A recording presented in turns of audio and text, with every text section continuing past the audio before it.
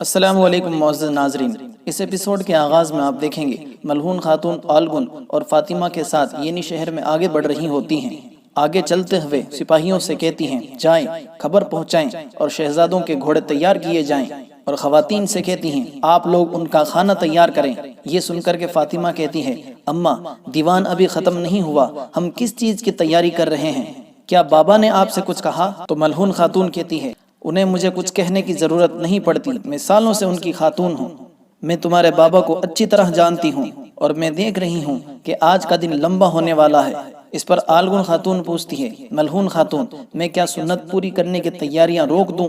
ملعون خاتون کہتی ہیں نہیں آلگن خاتون، عثمان بے کے لیے سنت کا کام اہم ہے، آپ کو یہ جاری رکھنا ہوگا۔ اس کے بعد ملعون خاتون فاطمہ کے ساتھ آگے بڑھ جاتی ہیں۔ دوسری طرف دیوان میں عثمان صاحب بائندر کے بعد علاؤدین اور اورحان سے بولنے کو کہتے ہیں۔ اس پر علاؤدین کہتا ہے مجھے یقین ہے اور میں دیکھ رہا ہوں کہ میرے سردار بابا سرداران میں سب سے زیادہ بہادر، بے لوث اور ہنرمند ہیں۔ اگر ہم عوام کے خوابوں کو مستقبل میں لے جانے کے لائق ہوئے تو پھر ہماری ملت پر خوشحالی کا سورج طلوع ہوگا انشاءاللہ۔ یہ سن کر کے وہ سب بھی انشاءاللہ کہتے ہیں۔ اس کے بعد اورحان بولتا ہے ہم بہادروں کی سرزمین کے لوگ ہیں، ہم دشمنوں کے ساتھ سرحدوں پر ہیں، اناتولیہ کے سرداران کو تخت کے لیے ایک دوسرے سے لڑنے دیں، ہم جب تک کفار کے ساتھ جنگ میں ہیں، جنگ سے واپس آنے والے بہادر ہمارا ساتھ دیں گے، ہمیں تخت چاہیے یا نہیں، حالات ہمیں خود اس طرف دھکیل دیں گے، کیونکہ غزہ میں لڑنے والے ہم لوگ ہیں۔ سب کی رائے کو سننے کے بعد عثمان صاحب کہتے ہیں میرے ساتھیوں اور میرے بھائیوں، ہم نے جب سے اپنے دادا سلیمان شاہ کو افراد کے جنگلوں کے پانی میں کھویا، تب سے ہم نے کوئی بھی ایسی جگہ نہیں چھوڑی ہے جہاں پر ہم اپنے گھوڑوں کے ساتھ نہ گئے ہوں۔ پہلے تو ہم زیادہ نہیں تھے، لیکن پھر بھی ہم نے بہت سے ظالموں کو شکست دی۔ ہم نے دیکھا کہ فتح حاصل کرنا آسان ہے، مگر اسے قائم رکھنا سب سے زیادہ مشکل ہے۔ اب وہ عظیم سلجوق ریاست ہمارے سامنے پگھل چکی ہے، کاش کہ ہماری ریاست مضبوط ہوتی تو آج ہمیں یہ باتیں نہ کرنی ہوتی، لیکن ہمیں کرنی پڑی، اس لیے اب ہم شکار کریں گے، ہم دعوت دیں گے، دیکھو سنو اور حفاظت کرو۔ ایک نیا دور شروع ہوتا ہے، مشکل تو ہوگا لیکن یہ دور ہمارا ہوگا، اب پیچھے ہٹنے کی کوئی گنجائش نہیں بچتی۔ ترکوں کے سلطان کے اتحاد کے لیے مقابلہ شروع ہو چکا ہے، ہم ظالموں کے خلاف جنگ کریں گے، لیکن اگر سرداران نے مسائل پیدا کیے تو ان کے ساتھ بھی ہمیں جنگ کرنا ہوگی۔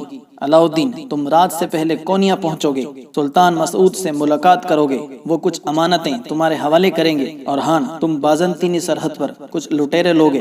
ہم اس مشکل وقت میں کسی طرح کا انتشار نہیں چاہتے، انہیں ہمارا ساتھ دینا ہوگا۔ جواباً اورحان کہتا ہے جو میرے سردار کا حکم۔ پھر وہ بوران سے کہتے ہیں بوران تم سرداران کو اطلاع دے دو، میں اپنے فیصلے کا اعلان 2 دن میں کروں گا۔ اس کے بعد عثمان صاحب کھڑے ہو کر کے کہتے ہیں اب پیچھے ہٹنے کی کوئی گنجائش نہیں، محنت ہماری اور فتح اللہ کی۔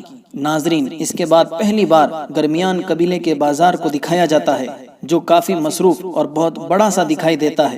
قبیلے کے سردار یعقوب صاحب اپنی بیٹی اور بیٹے کے ساتھ اس بازار کا معائنہ کر رہے ہوتے ہیں کہ اسی دوران دکھایا جاتا ہے کچھ مشکوک لوگ ان کے تعاقب میں ہوتے ہیں۔ معائنے کے دوران سردار یعقوب ایک مشروب پیتے ہیں اور تاجر سے کہتے ہیں ماشاءاللہ آپ کا شربت بہت اچھا ہے، آپ نے اسے بہت اچھے سے پکایا، عظیم الشان افتتاح میں اسے لوگوں کے سامنے پیش کرنا۔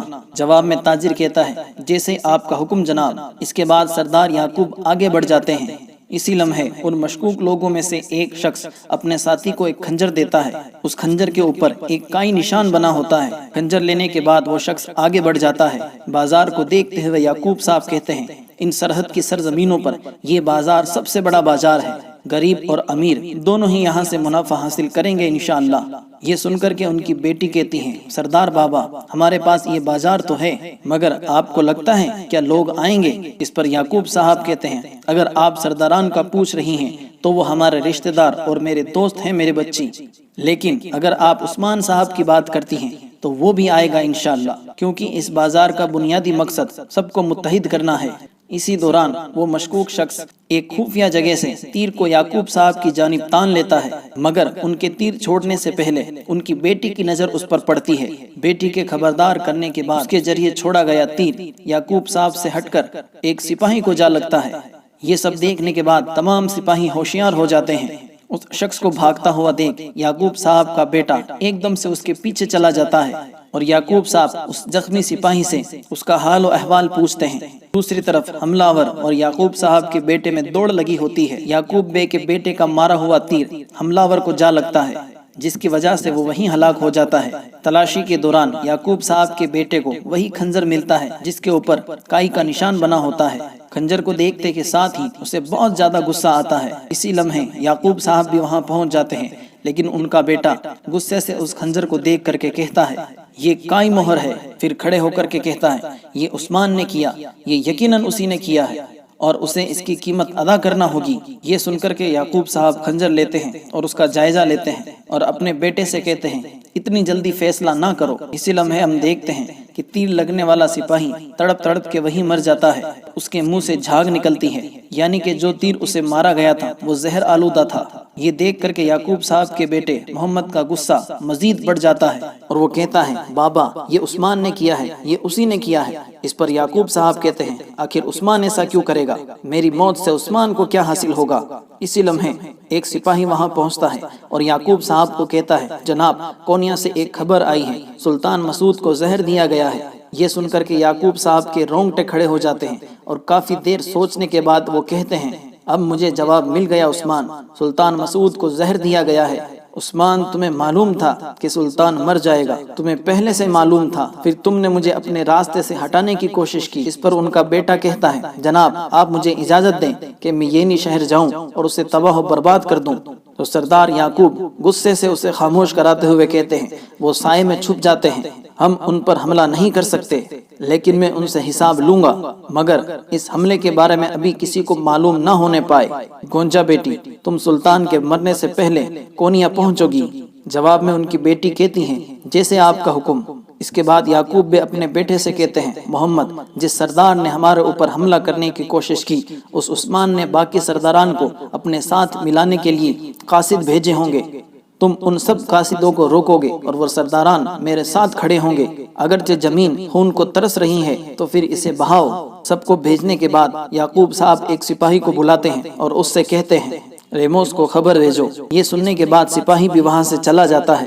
اس کے بعد یعقوب صاحب خنجر کو دیکھتے ہوئے کہتے ہیں پہلا تیر عثمان نے چلایا، اب میری باری ہے۔ ادھر دوسری طرف دکھایا جاتا ہے علاؤدین اور اورہان روانہ ہونے سے پہلے اپنی والدہ ملہون کے پاس موجود ہوتے ہیں اور دونوں ہی ان سے دعائیں لیتے ہوئے گلے ملتے ہیں۔ علاؤدین سے پیار کرتے ہوئے ملہون خاتون کہتی ہیں فاطمہ نے مجھے بتایا تم نے پھر سے ڈراؤنا خواب دیکھا، فکر نہ کرو یہ دن بھی گزر جائیں گے انشاءاللہ، میں نے پہلے ہی سوغوت میں پیغام بھیج دیا ہے، فکر نہ کرو سب ٹھیک ہوگا انشاءاللہ۔ یہ سن کر کے علاؤدین ان کا شکریہ ادا کرتا ہے، پھر اورہان سے محبت کرتے ہوئے کہتی ہے تمہاری اماں ہمیشہ یہاں موجود ہوتی ہے، پریشان نہ ہونا، آپ دونوں کا سفر اور مستقبل آسان اور روشن ہو، میری دعائیں آپ کے ساتھ ہیں، چلیں بابا کو انتظار نہ کروائیں۔ اسی کے ساتھ ہی عثمان صاحب بھی وہاں پہنچتے ہیں۔ عثمان صاحب کو دیکھ کر کے اورہان آگے بڑھتا ہے اور ہاتھ کا بوسہ لے کر کے ان سے گلے ملتا ہے۔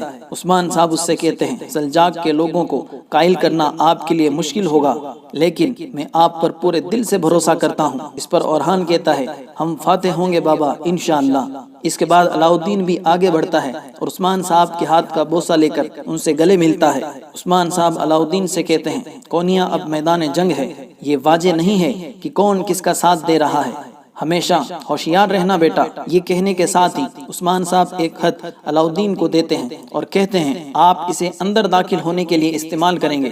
جواباً علاؤدین کہتا ہے میرے بارے میں فکر نہ کریں بابا، جو ضروری ہے وہ ہو جائے گا۔ اس کے بعد اورہان اور علاؤدین بھی پرجوش انداز میں گلے ملتے ہیں اور جیسے ہی وہاں سے جانے لگتے ہیں تو فاطمہ بھی وہاں پہنچ جاتی ہے۔ اس طرح سے انہیں تیار دیکھ کر کے فاطمہ کہتی ہے تم دونوں مجھے بنا الوداع کیے جا رہے ہو، ابھی کے لیے تو میں تمہیں اکیلا بھیجتی ہوں، لیکن اگلی مہم میں بھی آپ کے ساتھ چلوں گی۔ اس پر علاؤدین کہتا ہے ہم لوگ اس دن کے منتظر ہیں۔ اس کے بعد فاطمہ عثمان صاحب سے پوچھتی ہے کیا میں اس کی مستحق نہیں بابا؟ جواباً عثمان صاحب کہتے ہیں نہیں، پہلے آپ کو میری تلوار گرانا ہوگی، پھر آپ ان کے ساتھ جا سکتی ہیں۔ اس کے بعد اورہان فاطمہ سے کہتا ہے بہن جب میں واپس آؤں گا تو ہم لوگ مزید مشق کریں گے۔ جواباً فاطمہ کہتی ہیں جلدی جاؤ اور جلدی واپس آؤ بھائیوں۔ یہ کہنے کے ساتھ ہی وہ باری باری دونوں سے گلے ملتی ہے۔ اس کے بعد وہ وہاں سے روانہ ہو جاتے ہیں۔ بچوں کی اس محبت کو دیکھ کر کے ملہون خاتون کی آنکھیں نم ہو جاتی ہیں۔ ملہون کو اس طرح سے دیکھ کر کے عثمان صاحب اس سے کہتے ہیں ہمارے بچے بڑے ہو چکے ہیں ملہون، تم روتی کیوں ہو؟ ملعون خاتون کہتی ہیں اس سے کوئی فرق نہیں پڑتا کہ وہ اب بڑے ہو گئے ہیں۔ عثمان صاحب ملعون سے کہتے ہیں اب اپنے آنسوؤں کو صاف کرو، وہ اب اتنے مضبوط ہیں کہ جتنے وہ ہو سکتے تھے، اور انشاءاللہ وہ کچھ دیر میں واپس آ جائیں گے۔ اس کے بعد بالا خاتون کو دکھایا جاتا ہے جو ایک کمرے میں پردوں کے بیچوں بیچ بیٹھ کر کے کھانس رہی ہوتی ہے۔ انہیں اس طرح سے کھانستا ہوا دیکھ کر کے دو خادمائیں وہاں پہنچتی ہیں اور پردے ہٹانے کے بعد بالا خاتون کو پانی پلاتی ہیں۔ ان خواتین کو منہ ڈھانپے ہوئے دیکھ کر کے ہمیں لگتا ہے کہ بالا خاتون کسی وبا سے متاثر ہیں اور ان کی حالت بھی کافی زیادہ خراب نظر آ رہی ہوتی ہے۔ پانی پینے کے بعد بالا خاتون کہتی ہے میں نے ایک خواب دیکھا، اور اس کے بعد حلیمہ کے کپڑوں کو دیکھتے ہوئے کہتی ہے خواب میں اپنی بیٹی حلیمہ کے لیے قبر کھود رہی تھی، پھر علاؤدین میرے پاس آیا، میں مرنے والی تھی، شاید میرے مرنے کا وقت قریب ہے۔ یہ کہتے ہوئے بالا خاتون رونے لگ جاتی ہیں تو خادمہ کہتی ہیں آپ ایسا نہ کہیں، اللہ نہ کرے خاتون۔ وہ کہتے ہیں کہ خواب صرف اس کے برعکس ہوتے ہیں جو کہ ہوتا ہے، اس کا مطلب یہ ہے کہ شہزادے علاؤدین کو اپنی والدہ کی ضرورت ہے۔